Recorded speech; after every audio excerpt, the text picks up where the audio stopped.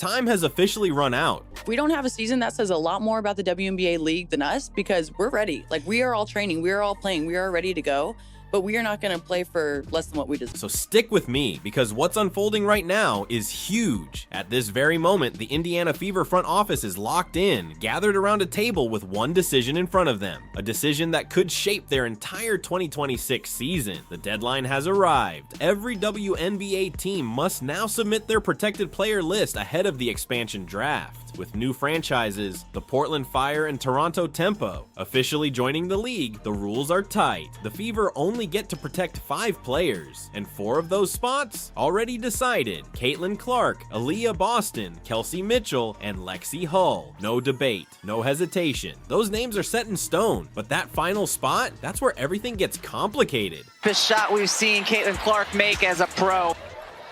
Oh, great fake from Boston, who lays it in. Team cover t-shirts featuring Courtney Williams and the t-shirt. But that final spot, that's where the real risk comes in, because now reports are starting to surface that Sophie Cunningham, the energy, the toughness, the emotional leader of this team, could be left exposed. So what's really going on here? Is she actually on the way out? Or is Indiana playing a dangerous, calculated game to protect their core without losing her? Because if this is a strategy, it's a bold one. Today we're diving into everything: the expansion draft rules, the behind the scenes CBA calculations, and even the subtle clues that suggest Sophie's final offseason moment could come with a surprising twist. This isn't just another update. This might be the most pressure-filled day in Fever history. Let's break it all down. Segment 1, the rule of 5, and the Fever's untouchables. The league putting all the pressure on us players to make moves. We've made moves. We're waiting on you guys to respond. To really see why this is such a risky move, you have to understand how the system works. The rules are simple, but brutal. In the 2026 expansion draft, every team gets to protect just 5 players. That's it. Anyone left off that list instantly becomes available for the new teams, Portland and Toronto, to take. Now let's talk about the names that are guaranteed. Caitlin Clark is the first one, no question. Even after dealing with an injury in 2025, she remains the centerpiece of everything. She's the engine that drives this entire team.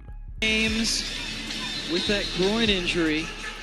Number 2 on the list is Aaliyah Boston. She's now a max level player under the new CBA and widely regarded as the best young center in the league. Number 3, Kelsey Mitchell. Even though she's technically a free agent, the Fever can core her, meaning they must protect her just to retain her rights. Then there's Lexi Hull. After a breakout 2025 season where she established herself as a defensive lockdown force and became a fan favorite, the Fever simply cannot risk losing her for nothing. That brings us to the final spot. Only one remains, and the choice comes down to 2 very different players: the veteran enforcer Sophie Cunningham or the rising young talent Mikala Timpson. If the Fever choose to protect Timpson to safeguard the team's youth movement, it is really tough to deal with. This situation is a dribble handoff by Boston. They'd be putting Sophie at risk, the one player who's always there to back up Caitlin when the game gets physical.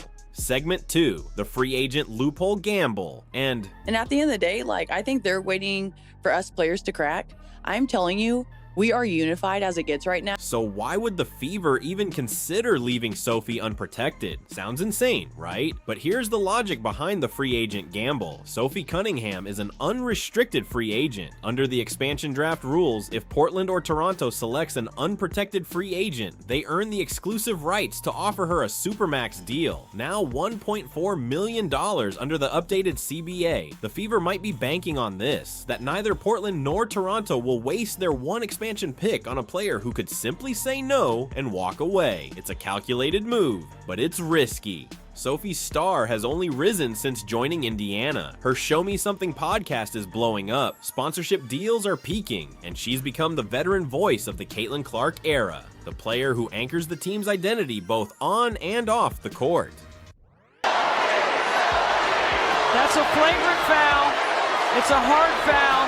You could say it's a play on the ball, but if Portland came knocking with $1.4 million and every incentive imaginable, would Sophie really say no just to stay in Indianapolis for less? Her latest beat shoot on March 28th shows her living carefree, seemingly unfazed by the looming deadline, but fans are reading between the lines of her caption. Workouts done by 8 a.m. Yep, yes. Is this a celebration of her last taste of freedom before a potential move? Or is it a subtle nod to a behind-the-scenes deal with the Fever front office? A promise that she'll return no matter what the draft throws her way. Segment 3, the enforcer vacancy. What really got this escalated, so that was called a flagrant. Those two were technicals. Charles got a technical. Yeah, I think no question this will get upgraded. Yeah, no question. Let's be honest, if Sophie Cunningham walks away, who's gonna stand up for Caitlin Clark? We saw it over 2024 and 2025. Every time opponents tried to intimidate the rookie, Sophie was the first one stepping in. She wore her technical fouls like badges of honor. She's the bad cop to Caitlin's good cop. If the Fever leave her unprotected today, it's basically a signal to the league. We're okay with a softer locker room.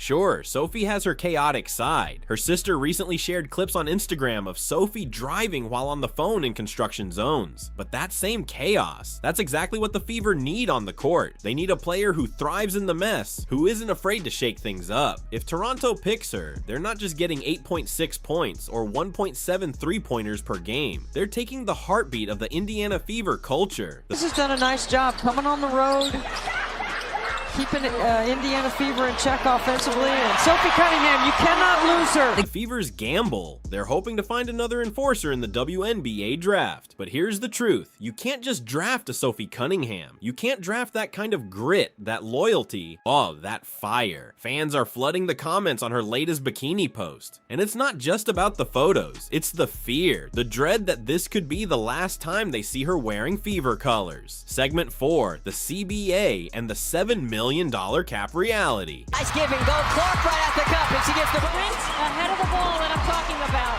Clark working on Van Loo. Oh, Clark, pretty step back. It all comes down to money. The new CBA ratified this week sets the salary cap at $7 million. That might sound huge until you factor in Caitlin Clark's salary jumping to $530,000 and Aaliyah Boston entering the Supermax tier.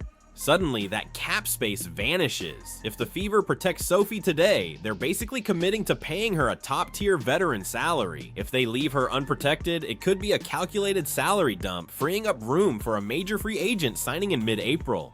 Rumors are already swirling that the Fever have their sights set on a superstar like Brianna Stewart or Jonquel Jones. But here's the catch. To reel in a big-name talent, sometimes you have to let go of the homegrown favorites. So, is Sophie the price of a championship run? The expansion gamble is that the Fever believe they can still win without her enforcer presence, if it means adding another all-WNBA first-team caliber star. But history warns us, teams built on talent alone, without grit, usually crumble in the playoffs. Just ask the 2024 Liberty, and now the 5-day countdown begins. Went to Noe there, double overtime game, and then a day game today. Cunningham again!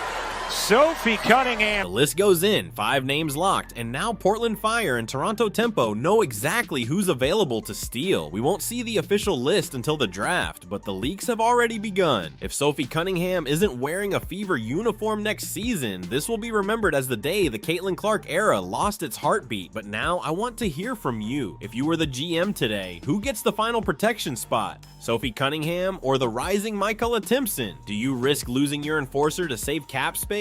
And what about Sophie's latest beach and coconut oil post? Is it a bold statement of confidence or a subtle farewell? Drop your thoughts in the comments. Protect Sophie or go all in on the youth movement. And smash that like button to show Sophie we want her to stay. And make sure you're subscribed so you don't miss a moment. The engine is fired up, the team is evolving, and the Fever story is far from over. We'll see you in the next one.